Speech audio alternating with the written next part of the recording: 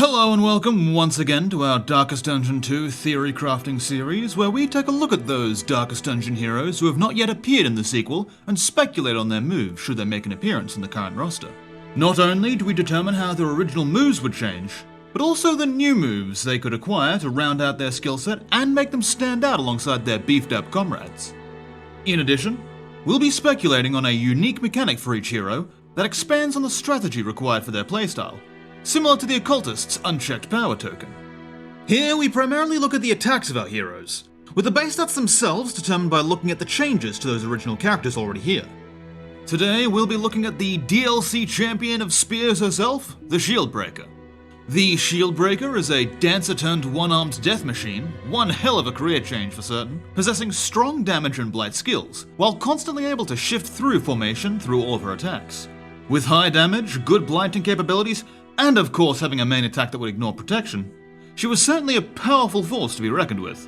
And of course, she can be yours for the low price of $5.95. In stores today, buy now while you can. Now, the Shieldbreaker already was a formidable unit with unique strengths and weaknesses. So in all honesty, should she return, I cannot see her possessing a token system of similar caliber to that of our other theory-crafted characters. Still, I do believe every character should get a chance to shine in the sequel, so let's see what we can do. In the original, the Shieldbreaker's background as a dancer could be seen in a wide range of the moves she had, where all but one would allow her to move through the ranks as she pleased. We can draw inspiration from this for her custom token by actively encouraging a playstyle of swaying back and forth through positions. Let's call this token Cadence. Here, it can behave in a similar fashion to the Hellions' Winded token, being unremovable in normal circumstances. The Cadence token would exist in two forms, a forwards and a backwards variant.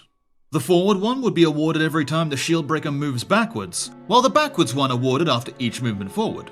This token is awarded regardless of the source of the movement on the Shieldbreaker, as long as it is her who is being moved. The only way the Shieldbreaker could be moved without one of these tokens being given is if she is indirectly moved by another ally's movement. Additionally, only one variant of the token can be active at a given time.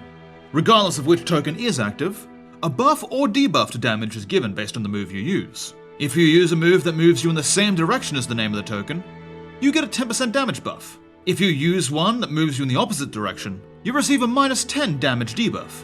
In short, this token would provide additional damage to those who continuously move back and forth, discouraging the player from moving in a single direction continuously. Now that that's out of the way, the intricate dance of character rework speculation may begin as is proper. Naturally, to start us off, we'll be going with one of the most versatile damaging moves in the game, Pierce. Dealing good damage to any enemy, being usable from all but the back position, moving the Shieldbreaker forward a position, and of course being able to completely ignore armor. Truly the skill of champions if you're dealing with anything with a hardened shell. Or of course, whatever the hell this thing is. Looks like something that'd be made by that kid in Toy Story if he was maybe 15% more fucked up, and overflowing with dark energy. As a standard move, we can't expect many changes made to this, but we can modify it to consider the balances required. Here it'll be changed to only target the front three positions, and naturally the piercing effect shall be converted into an ignore block. However, to make sure it's not too broken, block plus tokens would not be ignored and instead reduced to a regular block. Should combo be present on the enemy, the Shieldbreaker would have an additional 30% crit chance. Due to the Shieldbreaker's naturally high crit chance in the original, it's only fitting that the combo bonus would take this form. An upgraded form of this attack would only see the traditional crit and damage increase, as is quite standard for all the primary attacks so far. Next up is Puncture, a very specialized attack that could do anything you wanted it to, as long as those things were breaking your enemy's guard and pulling them towards you.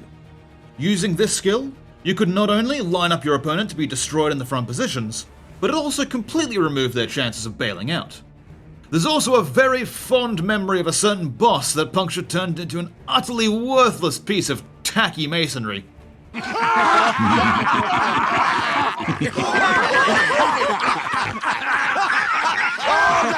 Such an attack in the sequel would deal reasonable damage, and of course keep the Guard Breaker debuff applied for the next 3 enemy actions. In an upgraded form, we could also see the skill apply combo, allowing the Shieldbreaker to better support her allies and provide new resourcefulness for the move since, at least at the moment, there aren't many enemies that can offer Defender anyway. Next up is a real showstopper of a move, Ada's Kiss. A high damage move that could only be used in the first position, but would also provide reasonable blight to the enemy. It functioned quite similarly to the Highwayman's point-blank shot, although instead of pushing your opponent back, you would instead deliver them a healthy dose of poison. We cannot expect there to be many changes made to this move, since its upsides and downsides actually carry over quite nicely. We can, however, make it so that, should the combo token be present, the Shieldbreaker receives an evade token for her troubles. In an upgraded form alongside the usual damage and blight increases, this evade token could become an evade plus. And now it's time for Impale. In a similar fashion to Ada's Kiss, this attack could only be used from position 1, and would move the breaker back a space after its completion. Essentially a watered-down version of the skill, Impale would deal minor damage to all opponents at once, and at later levels inflict them with blight as well. Combined with the Shieldbreaker's high crit chance, it was a powerful skill used to cause as much pain and suffering to your opponents as possible. Not only that, but it had the added bonus of allowing you to finish off the weaker units without wasting an entire turn on them. For Darkest Dungeon 2, we can guess a reduction in the number of enemy targets, since similar multi-damaging moves seem to be having their numbers reduced, at least if the Highwayman's nerfed grape shot is to be believed. Here lies old grape and shot. Of course, as a consequence, we can increase its natural damage and blight capabilities to make it a more viable move in the sequel. In its base form, it would deal both minor damage and blight.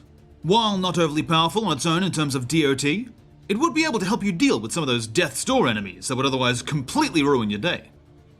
Next move on the list is Expose, an attack designed to weaken and reveal your chosen enemy.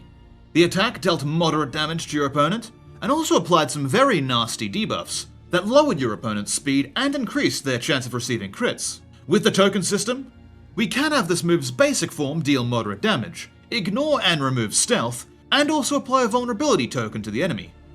In an upgraded form, we could see an interesting bonus should the combo token be present, in that it would ignore and remove taunt from other enemies, allowing you to better lay waste to the damned sod.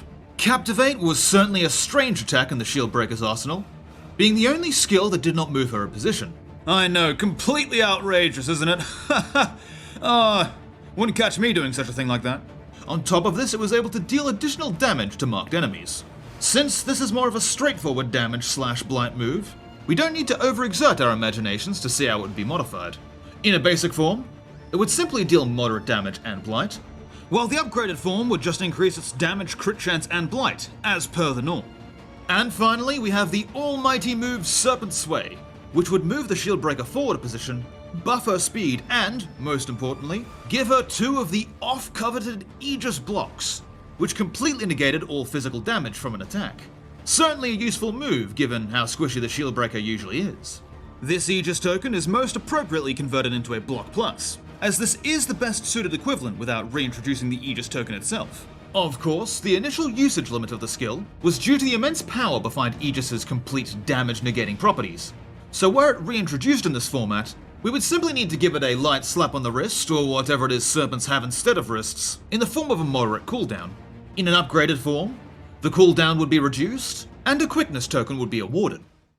And now, once more, we can move on to the potential new moves that the Shieldbreaker could bring to the table in the sequel. Since the custom token we've designed for it is more on the simple side, we instead only need to focus on how these skills would stand out amongst the character roster and match the Shieldbreaker style. Let's see how we go. First move to start the journey of everyone's favourite dancer is Whirling Grace, a move designed to be used from the back 2 positions and plunge the breaker into the thick of it, dealing damage to the front 2 positions and giving her an evade token for her trouble. Not only would this act as a fitting parallel to Impale, but this would also provide her with greater forward movement capabilities. Should the skill be upgraded, the damage and crit buffs would be applied, on top of a small knockback chance against your enemies. Now, while the Shieldbreaker was always known for her ability to move through the ranks, it is both fitting to her character and suitable for what is currently available in the game that she has a skill that riposts. Inherently, thanks to the token system in Darkest Dungeon 2, we no longer require the same character limitations on the riposte skill. As opposed to having 3 rounds to potentially make your opponents regret their life choices, the presence of this buff in token form makes it far more likely to see greater use. Here we'll give her such a skill called Rattler's Strike, which would be in honor of these little night terrors right here. This attack would be usable in positions 1 and 2, and move the breaker back a single position. In return, the attack would deal light damage and blight to the target enemy, and provide the Shieldbreaker with a riposte token. Naturally, such an attack would require a small cooldown. In an upgraded form, the amount of damage and blight inflicted would increase slightly, while also reducing the cooldown. And now the third skill on our new attack list shall be called Spear Throw, giving her an additional ranged option, and being an extra move that does not move the Shieldbreaker when used. Wouldn't catch me doing such a thing like that. This attack would provide extra utility to the Shieldbreaker and be usable from the back 3 positions. While only inflicting minor damage upon your opponent, the skill would also provide them with a weakness token. Should the combo token be present, you'll also apply some vulnerability. In an upgraded form alongside the usual damage and crit chance increase, the amount of tokens Spear Throw deals would be doubled. And now the final skill to round us off is a non-damaging move called Curtain's Call, which would allow the Shieldbreaker to best engineer the situation to her advantage. This single-use skill would target none but the Shieldbreaker herself and be usable in any position. This skill would have 2 forms based on the variant of cadence token you possess. If you possess a back token, your next 3 turns will start by moving you forward 1 space. If it's a forward token you possess, then you will move back 1 space for the next 3 turns. This would essentially allow the Shieldbreaker to use multiple back or forward moving attacks in a row to benefit from the damage buff. Regardless of what form this takes, this skill has a single use per battle, and award the Shieldbreaker with a strength token at the beginning of rounds 1 and 2, and on the 3rd round she'd instead see herself gain a vulnerability and daze token. Should it be upgraded, the vulnerability token would vanish, to better cover your bases for the remainder of combat. And once again, our journey is now complete. Using the oft-coveted power of character speculation and random guesses, we've once more made a new theory-crafted character. If you were to have your own variant of Shieldbreaker, or if you'd change something in this one, let me know in the comments. Hope you can join us next time. Thank you so much for watching, and of course, Remind yourself to like and subscribe for more ghoulish horrors.